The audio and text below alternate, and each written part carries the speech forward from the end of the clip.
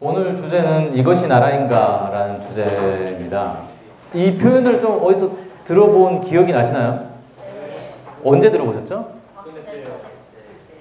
박근혜 탄핵 좁을 때. 네. 그 전에 세월호, 네, 세월호 때 좀 많이 나왔던 것 같아요, 이 얘기가. 이게 나라냐. 근데 최근 들어서 보이는 양상들이 좀 비슷한 모습들이 좀 나타나가지고 이 표현을 좀 가져와 봤어요. 세 가지 사건들 얘기를 좀 해보려고 합니다. 뭐 뉴스 보신 분들은 많이 아실 수도 있는데요. 지난달에 있었는데 은수미 성남시장 관련된 재판이 있었습니다. 이 재판 과정에 대해서 좀 얘기를 해보려고 그러고요. 그 다음에 이제 김성태 자유한국당 의원 그 딸 부정 취업 재판이었죠. 그 다음에 김기현이 누군지 아세요? 울산 전 시장. 네, 맞습니다. 울산 전 시장입니다. 네, 울산 전 시장 이 비리 사건 관련된 그 언론의 보도 행태들에 대한 얘기를 좀 해보려고 합니다. 그래서 이 세 가지 사건에서 뭔가 공통적으로 좀 나타나는 게 있어요. 이걸 좀 비교해보고 그래서 이게 실제 우리 국민 주권과 법치주의를 어떻게 흔들고 있는가 이걸 통해서 지금 대한민국이 어떤 모습인가를 좀 살펴보려고 합니다. 먼저 은수미 성남시장 재판 얘기를 해볼게요. 성남시장 원래 좀 아셨나요? 누군지? 네. 아, 네, 아셨군요. 저는 잘 몰랐어요, 사실. 네, 이번에 이제 재판 얘기를 듣고 성남시장이 뭐 재판에 연루됐었구나. 어떤 재판이었는지 혹시 아시나요? 이게 그 자원봉사를 하겠다라고 해가지고 온 사람이 있었어요. 내가 자원봉사로 차량을 제공하고 운전수까지 제공을 하겠다. 그래가지고 그럼 뭐 잘 쓰겠다라고 해가지고 이 사람이 이제 막 운전해주는 차를 타고 한 1년 정도 이렇게 시장 생활을 했어요. 근데 이게 그 부당한 그 정치 자금 제공이다 이렇게 돼가지고 이제 재판에 걸린 거예요. 그래서 이제 은수미 시장 같은 경우는 아니 자원봉사라고 해서 그냥 받았는데 내가 무슨 돈을 받은 것도 아니고 차를 받은 것도 아니고 차는 그냥 타기만 했고 그래서 억울하다 무죄다 막 이제 주장한 거고 그게 당연히 향응 제공인 거지 그게 무슨 자원봉사냐 이제 이런 식으로 이제 재판이 붙은 거예요. 자. 근데 이게 이제 1월 달에 2심이 끝났단 말이에요. 2심 판결이 좀 매우 특이했어요. 그래가지고 좀 주목을 끌었는데 검찰 구형보다 2배 높은 판결이 나왔습니다. 그러니까 어떤 상황이냐면요. 1심에서 90만 원의 벌금을 받았어요. 유죄가 인정이 돼가지고. 그럼 90만 원이면 원래 선출직 공무원은 100만 원부터 당선 무효가 되거든요.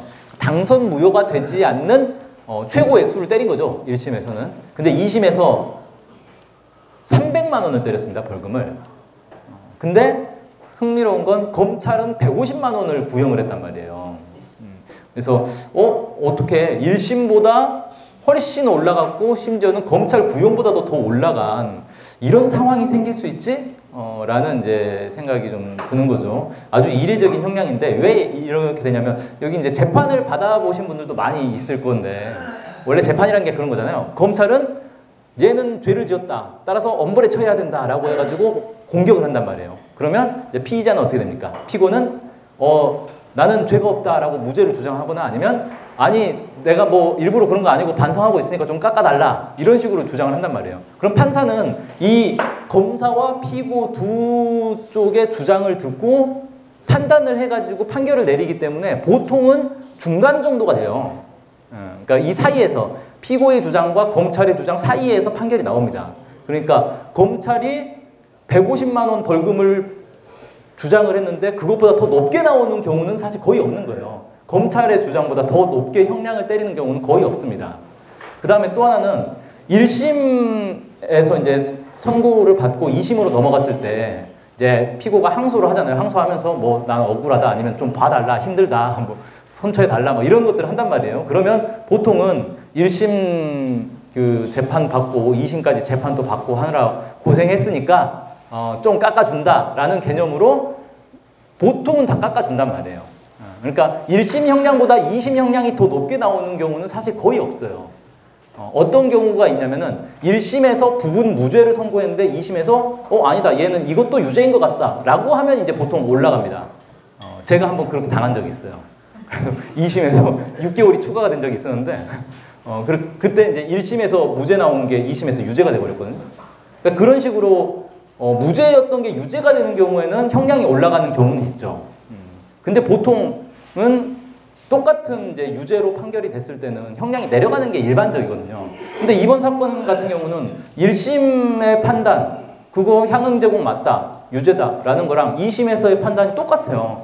그거 불법이야, 법 잘못한 거야 라고 판단했단 말이에요. 특별히 뭐가 추가가 된 게 없어요. 근데 형량이 3배 이상 올라가 버린 거예요. 이거 아주 이례적인 거죠. 그럼 이 3배 이상 올린 이유가 뭐냐, 재판부가 뭐라고 했냐면 반성하지 않았다라고 얘기한 거예요. 넌 반성하지 않았으니까 세게 맞아야 돼 라는 거죠. 근데 이게 웃긴 게 뭐냐면은 은수미 시장은 무죄로 주장했단 말이에요. 이건 내가 볼 때는 법 위반한 게 아니다 라고 주장을 했는데 그럼 반성을 해야 돼요? 나는 법을 위반하지 않았지만 반성합니다 이래야 돼요?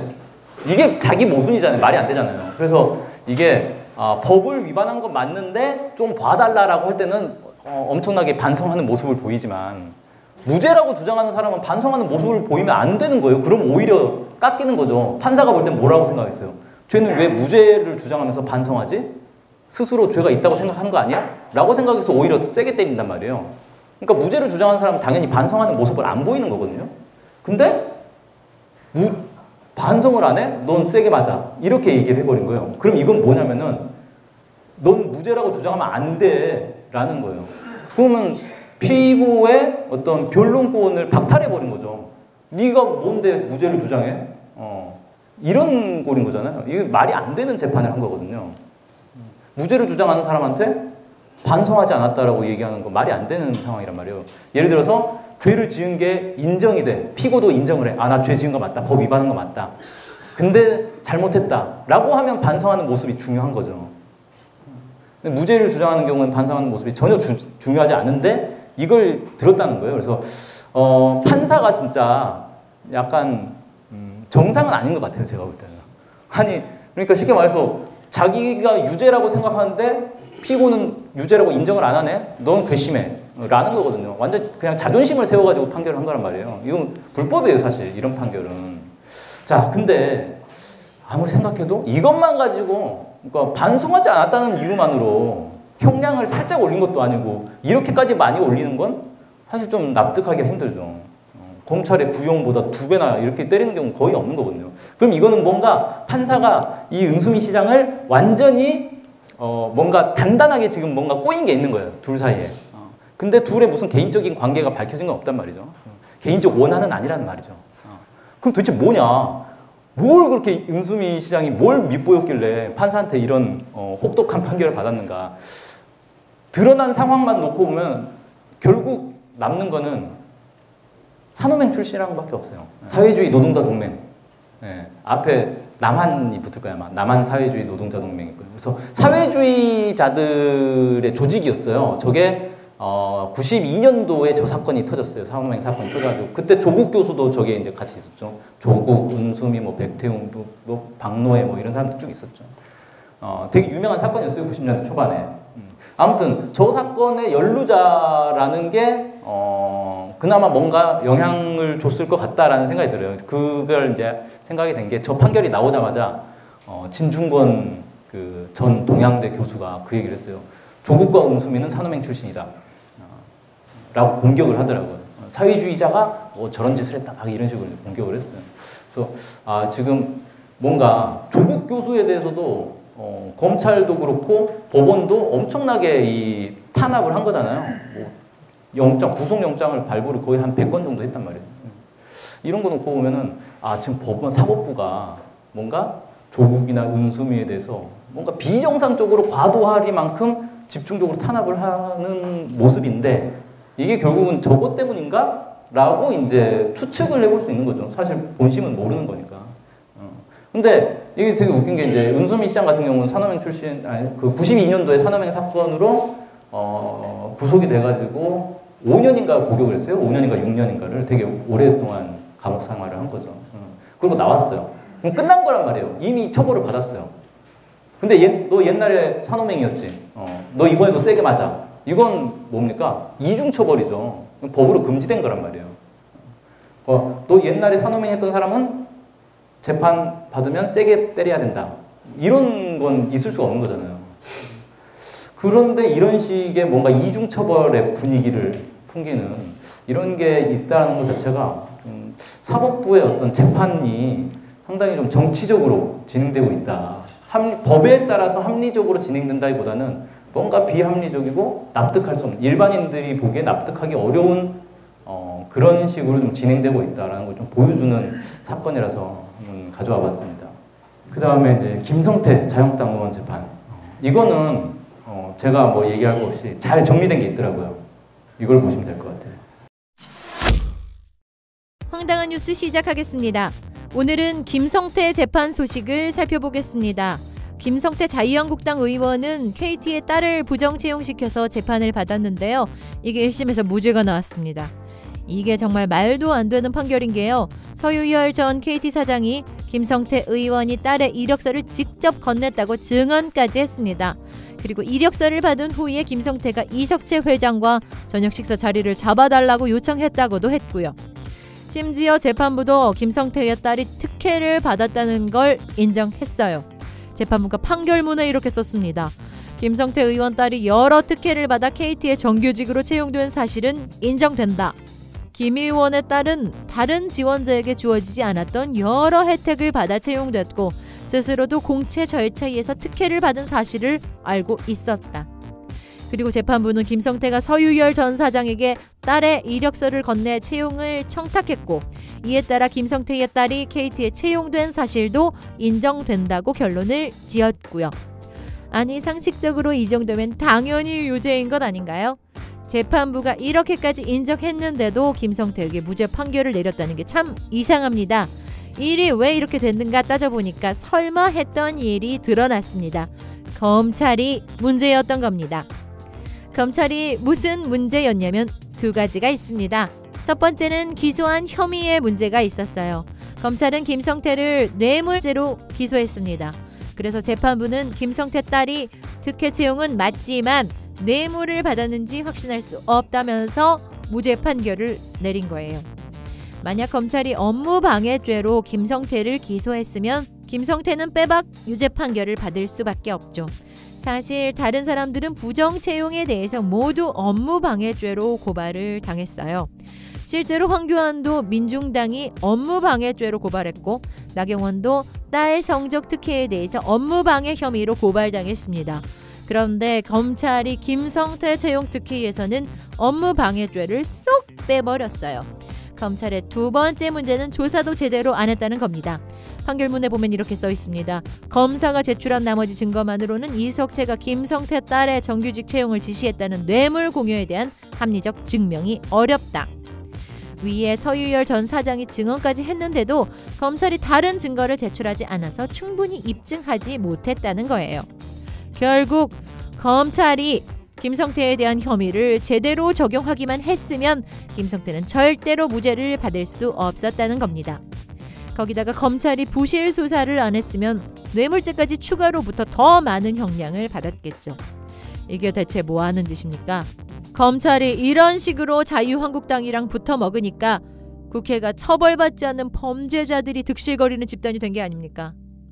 검찰이 자꾸 자유한국당을 봐주니까 자유한국당은 검찰이 이뻐 죽겠지요. 사실 검찰이 일만 제대로 하면 공수처도 원래는 없어도 돼요. 그런데 검찰이 이런 식으로 나오니까 공수처가 필요해졌던 것 아닙니까?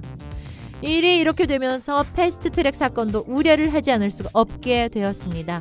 이번에 검찰이 패스트트랙 사건으로 일부 의원을 약식 기소 처리했습니다. 약식 기소라는 게 재판받을 필요도 없이 가벼운 처벌로 끝내자는 겁니다. 그런데 재판부가 검찰의 약식 기소를 제지하고 정식 재판받으라고 결정을 내렸습니다. 아무리 봐도 약식 기소로 끝날 사건이 아니라 무거운 죄를 지었다고 본 겁니다. 검찰이 봐주려고 하다가 재판부한테 제지를 당한 거예요. 이건 참 통쾌한 일이긴 한데요. 문제는 사법부가 아무리 공정하게 재판을 할 의지가 있어도 검찰이 기소한 죄의 여부만 판단하기 때문에 검찰이 수사를 대충하고 자료를 부실하게 내면 결국 제대로 처벌을 할 수 없지 않습니까? 네, 이렇게 김성태가 검찰의 봐주기 때문에 무죄를 받은 걸 보니 패스트트랙 사건도 제대로 처벌을 할 수 있을지 걱정이 됩니다. 검찰 개혁, 국회 개혁이 정말 얼마나 중요한 문제인지 다시 한번 생각해 보게 됩니다. 오늘 황당한 뉴스는 여기까지 하겠습니다. 감사합니다. 아우 잘하네요. 네, 제 대신 강연을 해주셨습니다. 네, 그 내용 잘 이해되시죠?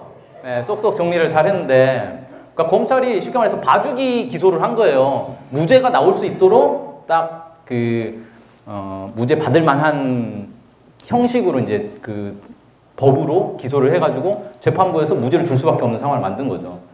물론 이제 앞에서 봤듯이 재판부라고 해서 항상 정의롭게 재판하는 게 아닌데, 이건 뭐 그 이전 단계, 검찰의 기소 단계에서 이미 완전히 무죄를 받도록 그렇게 만들어 버렸다는 거죠.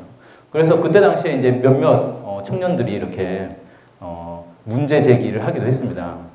뭐라고 했냐면, 야, 음주운전자를 기소하는데 속도 위반으로 기소했다. 그럼 당연히 무죄 나온 거 아니냐. 무죄 판결을 유도한 거다. 이건 조작이다. 기소 조작이다. 뭐 이런 식의 사기 기소다. 이렇게 주장을 했는데, 이렇게 이제 검찰이 특정 정치 세력과 붙어가지고 자기 마음대로 기소를 하는 그런 이제 모양새들을 보면서 검찰이 얼마나 썩었는가요? 확인할 수가 있었죠. 그다음에 김기현 그 전 울산시장 사건 관련해서 좀 보도를 볼게요. 그 작년 12월 말에 그 뉴스타파에서 이제 특정 보도를 한 게 있어요. 그러니까 검찰 관계자의 이제 증언 그 녹취를 받아가지고 그걸 이제 공개를 했거든요. 거기에 보면 이제 어떤 얘기 나오냐면, 이 사건이 이제 사실 김기현과 그 일당들이 비리 사건이 너무 많아가지고 엄청나게 큰데, 그 중에 이제 좀 핵심적인 사건 중에 하나예요. 그 무슨 계약 사건이 있는데, 이걸 가지고 그 김웅태라고 울산의 건설업자인데, 이 사람이 이제 그 김기현과 그 형제들을 고발을 했어요. 비리 사건으로. 저 사람이 지금 부정을 저질렀다라고 고발을 해가지고 이걸 이제 검찰에서 수사를 해야 되는데, 앞에서는 검찰이 이제 경찰한테 수사 지휘를 하면서 뒤에서는 검찰이 이 고발한 김웅태를 뒤를 판 거예요. 뒤를 파가지고 얘 뭐 벌 게 없나 쭉 보고, 김웅태의 지인들한테 연락을 해가지고, 야, 너 김웅태한테 사기당한 거 있지? 빨리 고소해. 이렇게 한 거예요. 사기당한 거 없는데요? 빨리 고소해. 협박을 했어요. 나중에 고소 안 하겠다고 하니까. 너 검찰에 나와 출두해봐. 뭐 이런 식으로 협박을 해가지고 결국은 고소하게 만들고 그걸로 김웅태를 구속시켜버렸어요. 그러니까 저 사람 비리 있어요라고 고발한 사람을 구속을 시켜버린 거예요. 그리고 그 사이에 저기 김기현은 그냥 기소 안 해버리고 그냥 무혐의로 끝내버렸죠. 이런 식으로 이제 좀 황당한 일인데 왜 이런 짓을 하겠어요? 검찰이? 그렇죠. 한편이니까 이렇게 한 거예요. 김기현을 털면 자기까지 끌려 들어가기 때문에 그걸 피하기 위해서 김기현을 고발한 사람을 털어버리는, 이런 정말 뭐 그 영화에서나 보는 그런 암흑가의 어떤 그런 비리를 보는 딱 똑같은 상황인 거잖아요. 이런 이제 황당한 일이 있었는데, 이거를 이제 그 녹취까지 받아가지고 다 폭로를 했죠. 거기에는 심지어는 뭐까지 있었냐면은, 그때 당시에 그 검찰의 관계자 중에 한 명이 이번에 이제 서울중앙지검으로 파견을 와가지고 그 청와대 이 지금 하고 있는 수사 있잖아요. 청와대가 선거 개입했다는 한 수사, 여기에 지금 같이 하고 있다. 그러니까 쉽게 말해서 뭐냐면은 이 범죄 집단의 구성원이 와가지고 청와대를 공격하고 있는 거예요. 청와대한테 뒤집어 씌운 거예요. 이 사건의 실체가 뭡니까? 김기현이 비리를 저질렀다는 거예요. 그래가지고 근데 이 김기현의 비리를 검찰이 유착을 해가지고 한편인 거죠. 이걸 더 무마를 한 거예요. 그리고 이 무마한 거를 청와대에서 야, 거기 비리 있다던데 수사 안 하냐? 라고 하니까 청와대한테 덮어 씌워가지고, 청와대 너네 왜 선거 개입하니? 이렇게 해가지고 청와대를 압수수색을 해버리고 막 기소를 해버리고 이렇게 해버린 거예요. 그러니까 범죄자가 자기 죄를 청와대한테 뒤집어 씌우고 청와대를 공격하는 그런 꼴인 거죠. 근데 이것과 관련해서 매우 중요한 이제 증언이 나온 건데, 증거가 나온 건데, 이거를 제가 인터넷을 아무리 뒤져봤는데 단 한 군데 언론에서도 이걸 보도를 안 하더라고요. 이런 중요한 어떤 게 있는데, 근데 이런 거 말고 정반대되는 청와대가 뭔가 선거 개입한 것 같다. 뭐 이런 류의 뉴스들은 어마어마하게 막 보도가 되고 있죠. 뉴스를 보면은 울산에서 무슨 비리 사건이 있었는지는 도대체가 알 수가 없어요. 그리고 온통 청와대가 뭔가 무슨 음모를 꾸미고 나쁜 짓을 하고 배후 세력이고 이런 식의 보도만 넘쳐난단 말이에요. 모르는 사람이 보면 그냥 청와대 좀 문제가 있나 보네. 야, 언론에서 이 정도까지 떠들면 뭐 문제 있는 거 아니야? 이런 식으로 생각하게 만들어 버린다는 거죠. 그러니까 언론이 철저히 적폐 편이다, 적폐 세력의 편이다라는 걸 이제 이걸 통해서도 좀 이제 확인해 볼 수 있는데, 이런 이제 대표적인 사례 몇 가지를 쭉 정리를 해보니까 공통적으로 드러나는 건 일단 국민 주권이 훼손되고 있다라는 겁니다. 국민 주권이라는 게 뭐예요? 국민들이 자기의 뜻을 국가 정책에 반영하고 국가가 그거를 실현하도록 하는 게 국민 주권인 거잖아요. 근데 그 첫 단계인 국민의 뜻이 국가의 정책에 반영되는 이 과정에서 국민의 뜻을 왜곡시켜 버린다는 거예요. 이 국민 주권이라는 게 그런 개념인데, 현실에서는 언론이고 검찰이고 재판부고 똘똘 뭉쳐가지고 이 여론을 왜곡을 해버립니다. 그러니까 제대로 이게 국가 정책에 반영될 수가 없겠죠. 온통 근데 왜곡되는 방향이 어떤 방향이에요? 진보 민주 개혁 세력에 대해서 완전 범죄자로 몰고 가고, 이 적폐 세력들은 아무 문제 없는 공정하고 정당한 수사를 하는 깨끗한 집단인 것처럼 그렇게 몰고 간단 말이죠. 이렇게 해가지고 국민들의 뜻을 왜곡하는 그런 일이 벌어지고 있다. 그래서 우리나라 헌법을 보면 헌법 제1조가 뭐예요? 대한민국은 민주공화국이고 국민에게 주권이 있다는 거 아닙니까? 국민 주권을 밝힌 거잖아요. 근데 국민들이 자기 주권을 정상적으로 행사할 수 없도록 만들어버리고 있는 거죠. 그 다음에 또 하나는 법치주의를 훼손하고 있다. 오늘날 근대 국가들은 다 법치주의 국가들 아닙니까? 법에 따라서만 통치를 할 수 있게 돼 있어요. 근데 실제로 그 법을 집행을 어떻게 하고 있는가 완전히 편파적으로 하고 있다는 거죠. 법이라는 게 원래 만인 앞에 공평해야 되는 거 아닙니까? 만인은 법 앞에 평등하다라고 하잖아요. 그럼 대한민국에서 과연 그런가? 전혀 평등하지가 않다는 거죠. 이 두 사람 한번 봅시다. 두 사람 다 자식 문제로 문제 제기가 들어왔어요. 나경원은 벌써 10건이나 고발을 당했습니다. 수사를 안 해요. 대단하죠? 근데 조국은 어떻게 됐어요? 조국 압수수색만 조국 일가들에 대해서 압수수색만 70건이 넘게 뭐 압수수색을 했다고 그래요. 그리고 뭐 역대 뭐 최다 인원의 검찰 인력이 막 배치가 되고 어마어마하게 막 털다 털었죠. 도저히 감옥에 안 갈 수 없을 정도로 탈탈 털었단 말이에요. 아직까지 안 가고 있는 게 정말 대단한 거예요, 사실은. 이렇게까지 털면 보통 다 가게 돼 있거든요. 그러니까 아마 검찰도 야 털다 보면 얘는 건수 하나 생길 거야 라고 생각하고 일단 털었던 것 같아요. 그러니까 안 나오니까 막 공소장 바꾸네 만에 막 난리가 난 거잖아요. 아무튼 전혀 공평하지 않더라. 누구는 고발해도 아무리 고발해도 신경도 안 쓰고, 누구는 뭐 완전히 이 사회에서 완전히 격리시키려서 그런 사람으로 만들어버리고, 이런 일이 비일비재하게 벌어지고 있다. 이거 뭐 아까 그 황당한 뉴스에서도 잠깐 언급이 됐는데, 패스트트랙 사건과 관련해서 그냥 기소를 안 하는데, 기소 안 한 이유가 뭐냐면 얘가 그 법을 위반한 건 맞는데 그 과정에서 다쳤다. 그래서 기소를 안 하겠다는 거예요. 그 다친 게 뭔 상관이에요? 나쁜 짓을 하다가 다쳤으니까 봐준다는 거예요. 세상에 그런 판단이 어디 있습니까? 이게 말이 안 되는 거잖아요. 그래서 이거 나오니까 사람들이 그러면 마음껏 범죄 저지르다가 경찰한테 들킬 때쯤 자해를 하면 되겠네? 그럼 기사 안 받겠네? 안 당하겠네? 이런 얘기가 나오는 거예요. 황당한 얘기인 거죠. 그러니까 그냥 무조건 봐주는 거예요. 왜? 자유한국당이니까. 만약에 자유한국당이 아니었으면 안 봐주겠죠. 이게 지금 무슨 장면인지 아세요? 네. 국회 태극기 부대가 난입을 해가지고 난동을 부린 사건이에요. 그냥 뭐 난동을 부린 정도가 아니라 가가지고 민주당 국회의원 폭행하고 난리가 났었죠. 뭐 경찰도 폭행하고. 있을 수가 없는 일이거든요. 완전 헌법기관이 무력화돼 버린 초유의 사태예요. 이건 거의 진짜 뭐 폭동, 난동 이런 급인 거죠. 내란에 준하는 사건이란 말이에요. 근데 이때 경찰들이 출동을 해가지고 해산을 했어요. 몇 명 연행됐을까요? 네, 1명 연행됐답니다. 그리고 그냥 끝이에요. 구속도 안 됐어요. 1명도 구속이 안 됐어요. 자, 같은 해에 초에 이런 사건이 있었어요. 민주노총이 3, 4월 달에 그 노동법 그 개혁 문제와 관련해서 국회 앞에서 투쟁을 많이 했었거든요.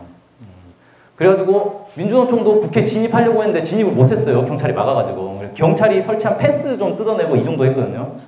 그래가지고 이때 당시에 수십 명이 연행됐어요. 뭐 집회를 하도 많이 해가지고 이날은 25명 연행되고 또 다음 날 또 몇 명 연행되고 수십 명이 연행됐고 그 중에서 간부급 4명이 구속됐어요. 민주노총 위원장 포함해가지고. 이게 과연 법 집행을 공평하게 한 거냐라고 묻지 않을 수가 없는 거잖아요. 이때 당시에 이제 많은 사람들이 민주노총의 주장이 정당하지만 어쨌든 불법을 했으니까 처벌받는 게 맞다라고 많이 주장을 하더라고요. 근데 그게 왜 태극기 부대한테는 적용이 안 되냐는 거예요.